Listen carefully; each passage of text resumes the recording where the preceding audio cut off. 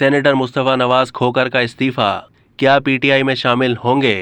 Pakistan peoples party से तवील वाबस्तगी रखने वाले सेनेटर मुस्तफ़ा नवाज खोकर से पार्टी क़यादत की जानिब से इस्तीफ़ा लिए जाने का फैसला वफाकी दारुल हुकूमत के सियासी हलकों में मौजूए बहस बन गया, जिसकी एक वजह यह भी है कि मुस्तफ़ा नवाज खोकर ने खुद इस बात का एलानिया इजहार किया कि वो ऐवान बाला की नशिस्त से मुस्ताफ़ी होने का फैसला क़यादत की हिदायत या मुतालबे पर कर रहे हैं। मुस्तफ़ा खोकर फ़िलहाल तो इस सवाल पर चुप हैं कि दर पर्दा वो क्या वजूहात थीं जिस बिना पर क़यादत ने उनसे इस्तीफ़ा लेने का फ़ैसला किया, लेकिन जल्द ही वो इस बारे में अपनी पोजीशन वाज़े ज़रूर करेंगे। मुस्तफ़ा नवाज खोकर जो सेनेट में इंसानी हुकूक की कायमा कमेटी के चेयरमैन भी थे और पार्टी चेयरमैन बिलावल भुट्टो के तर्जुमान की हैसियत से भी जिम्मेदारियां अंजाम दे रहे थे,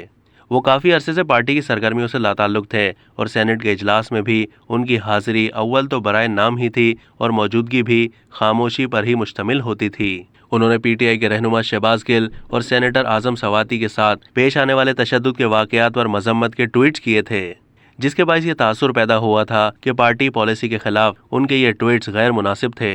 इसलिए उनके खिलाफ ये फैसला किया गया और यह तासुर भी मौजूद था कि वो जल्द पीपल्स पार्टी को खैर बात कहकर तहरीक इंसाफ में शामिल हो जाएंगे। लेकिन उनके करीबी ज़राए इस बात की तरदीद करते हैं कि वो पाकिस्तान तहरीक इंसाफ में शामिल होने का इरादा रखते हैं। अब तक के लिए इतना ही। मज़ीद मालूमात के लिए डेली जंग के यूट्यूब चैनल को सब्सक्राइब कीजिए।